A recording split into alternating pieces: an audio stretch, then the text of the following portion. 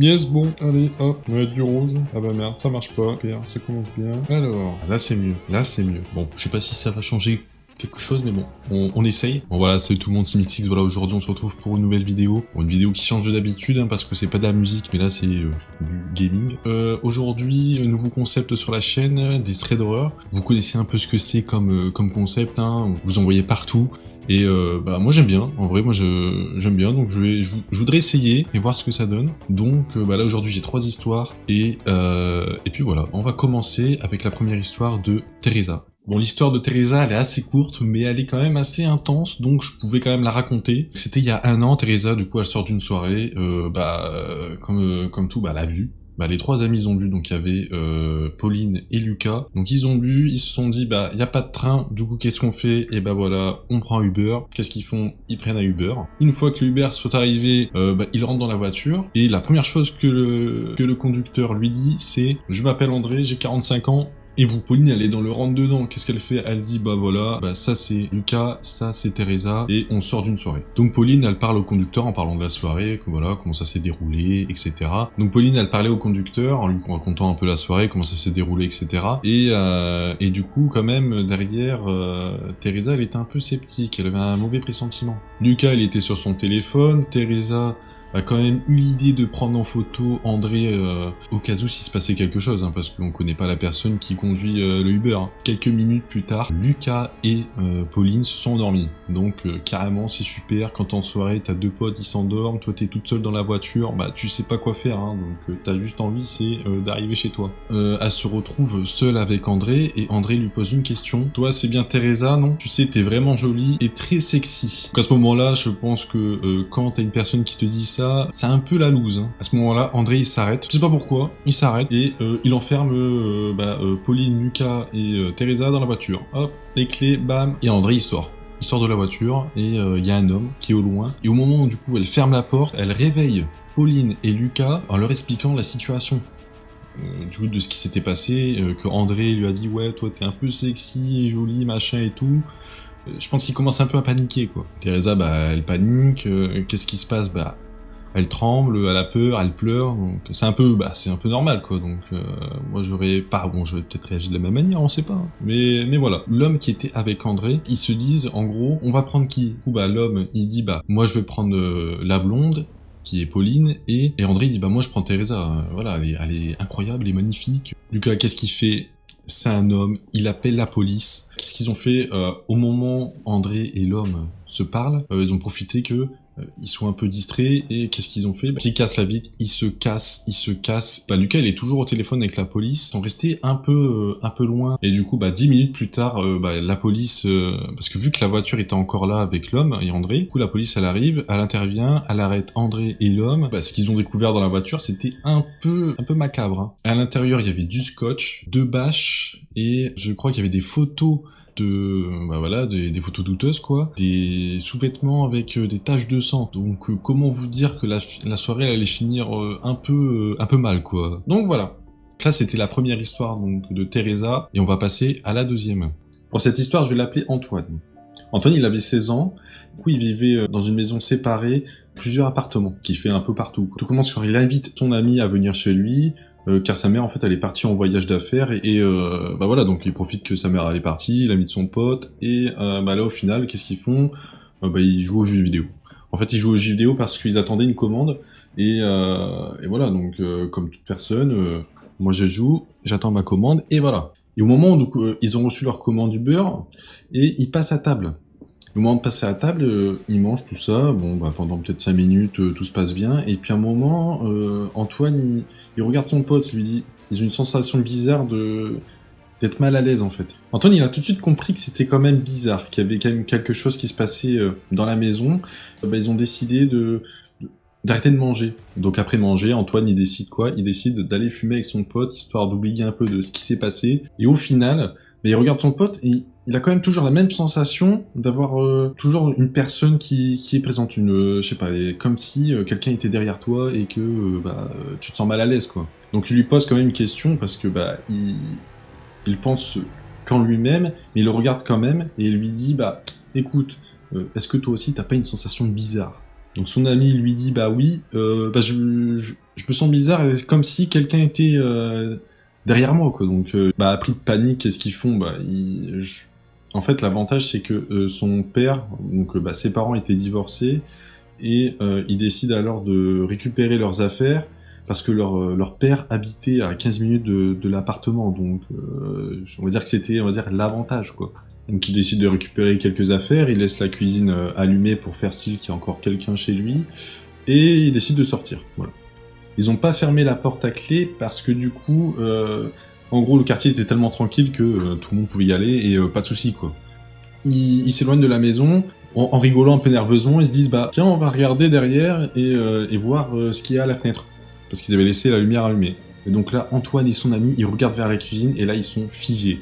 Ils ont aperçu un homme, un grand homme, en suite noire, et qui les regardait, en plus, depuis la fenêtre. Donc c'était un peu chaud, quoi.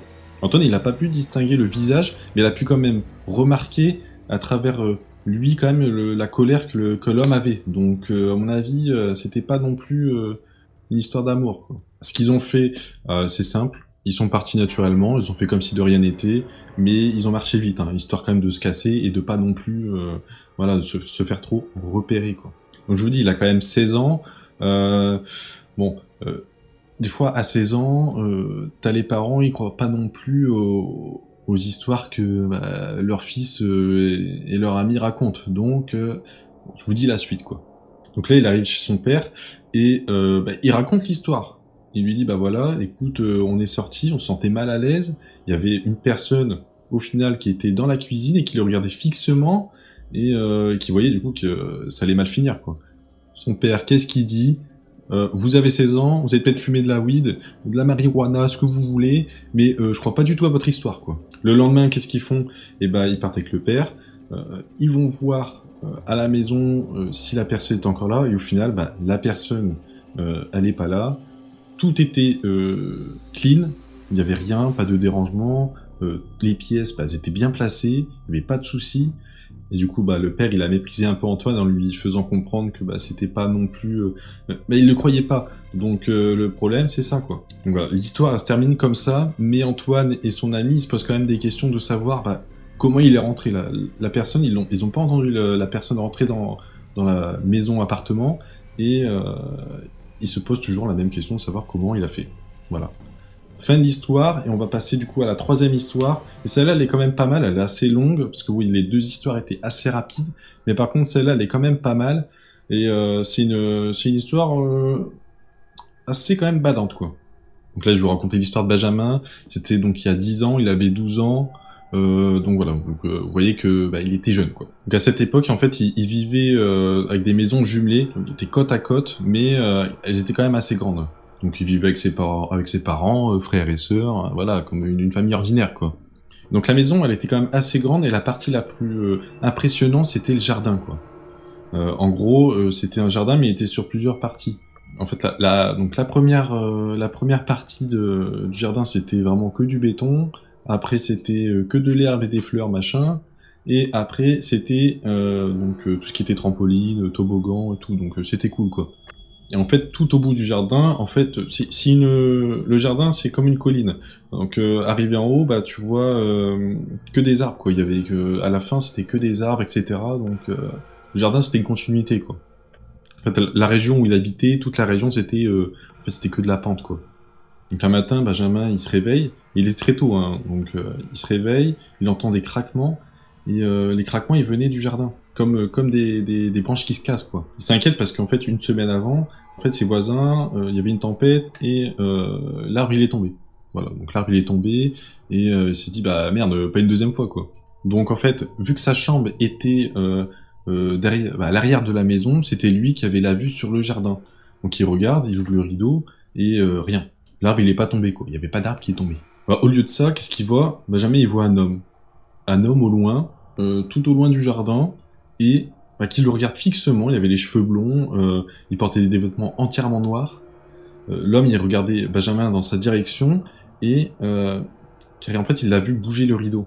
Donc il a commencé à faire des gestes, il l'a regardé en souriant, il a dit il a montré du doigt en mode viens par là. Donc il a commencé à flipper, il a crié ses parents, et son père, en fait, le problème, c'est qu'il était tôt le matin. Il était vers 5h, le temps que le père il se réveille. Et en plus, bah, c'était à l'arrière de la maison, donc les escaliers, le temps de faire le tour, il a mis en fait à peu près 30 secondes à venir. Donc Benjamin, il avait vu que bah, l'homme il s'était caché derrière un arbre, donc il lui a dit bah voilà écoute l'homme il est derrière l'arbre, vas-y va voir s'il y a une personne, parce que bon lui il a 10 ans, il va pas y aller avec une branche et faire ah, vas-y hein. Donc il voit son père au loin, il va vers le jardin, qu'est-ce qu'il fait? Bah il y a plus personne, donc il lui dit bah clairement bah il y a plus personne, tu peux aller te recoucher quoi. Le temps il passe, Benjamin bah il oublie un peu cette histoire parce que bon bah voilà tu vois une fois, après il a 10 ans donc il voit autre chose quoi. Puis 3 mois après, en fait bah il revient de l'école, sa mère et lui bah ils regardent la télé et voilà, quelqu'un sonne à la porte. Et bah sa mère du coup bah elle se lève et elle va voir à la porte. Et du coup Benjamin il se lève, il voit à la fenêtre, il voit un van blanc. Et lui, bah, le van blanc, bah, c'est le même van que son oncle. Qu'est-ce qu'il fait? Il court, il va voir, et là, hop, il va devant la porte, et il commence à dire bonjour. Et au final, bah, c'est pas du tout son oncle. C'était le gars qu'il avait vu au loin, bah, en train de lui faire un sourire et le geste du petit doigt. Benjamin il commence à avoir peur, et en fait, l'homme qu'il avait vu au jardin, et bah, il a fait la même chose qu'il était comme devant sa porte. Il a commencé à sourire, et il avait vu que bah, c'était bien lui qui l'avait remarqué dans le jardin il y a 3 mois, quoi. Et donc l'homme, bah, il finit de parler avec sa mère, et en fait, bah voilà, il s'est rien passé, il lui a pas donné de carte de visite, il y avait pas de logo sur le van, pas de marques, etc. Donc c'était pas une entreprise, quoi. Donc voilà, quelques temps après, bah, Benjamin il a grandi, il a eu son premier travail en tant que livreur de journaux. En gros, il devait distribuer 300 journaux à peu près avec son meilleur ami de l'époque. Donc son meilleur ami de l'époque, ça la suite de l'histoire aussi. Donc c'était au début de l'hiver, il était genre vers 16h30, il commençait à faire sombre, il pleuvait, donc comment vous dire que c'est la meilleure des journées, quoi, surtout avec des journaux. Ça faisait à peu près 3 mois, ouais, à peu près 3 mois qu'il travaillait dans l'entreprise. Et voilà. Donc là, bah, une journée ordinaire, il est en train de livrer avec son meilleur pote, et en fait, au moment où il livre, il voit au loin un van arriver, un van blanc. Et le van blanc, bah, lui, il est avec son chariot derrière, avec son pote, en train de distribuer, mais le van, il arrive, et il va au même rythme que du coup bah, que le chariot. Donc là bah, Benjamin et son pote ils remarquent qu'il y a quand même quelque chose de bizarre parce qu'en fait ils ont fait le chemin pendant 1 minute et c'était toujours à la même vitesse et le gars en fait qui était dans le van il fixait Benjamin et en fait c'était toujours au même rythme. Et donc là bah, Benjamin il a repensé du coup à ce qui s'était passé il y a longtemps et il a dit à son pote mec ça sent pas bon, faut que t'y ailles, faut qu'on se casse quoi. Donc là, qu'est-ce qu'ils ont fait? Bah, ils ont marché vite, ils ont abandonné au chariot, ils ont dit bah laisse tomber. Et en fait, bah du coup pareil, la région aussi de la colline, ils ont marché super vite pour aller tout en haut. Et par peur, bah, qu'est-ce qu'il fait? Bah c'est normal, il appelle sa mère parce que l'avantage c'est que il distribuait les colis bah, les journaux pas loin au niveau du secteur. Et au final, c'était à côté de chez ses parents. Donc il a appelé sa mère qui est restée au téléphone avec lui. Il lui a dit bah écoute, il y a une boutique pas loin, va dans la boutique et attends la police. Et donc au moment où ils vont dans la boutique, bah, le van bah, le suivait toujours. Et donc il rentre dans la boutique et là, le van, qu'est-ce qu'il fait? Il se casse, mais genre super rapidement, en mode ah, merde ils m'ont grillé ou je sais pas trop. Voilà, ils ont appelé les flics et machin et tout, donc il s'est dit bah je veux pas me faire choper quoi. La police arrive, eux ils sont rentrés chez eux. Et bah, ils viennent pour l'interroger, quoi, pour lui dire qu'est-ce qui s'était passé. Donc bah, il a tout dit de ce qui s'était aussi passé à l'époque quand il était petit, et il lui a raconté toute l'histoire. Voilà. Et depuis, eh ben, ils ont pas de nouvelles. Ils ont rien. Personne. L'homme qu'ils ont vu depuis petit, et ben son meilleur pote l'a pas revu, et Benjamin, il l'a pas vu non plus. Et donc ça se finit comme ça, et puis c'est tout. Voilà. Donc bon. Voilà, donc du coup les 3 histoires elles sont finies. Bah, j'espère que vous avez apprécié un peu le contenu. Ça change un peu de ce que je fais d'habitude. J'aime bien raconter des histoires comme ça, je trouve ça intéressant. Moi qui aime bien les documentaires, machin, et j'adore ça, donc raconter ça, je trouve que c'est quand même assez cool.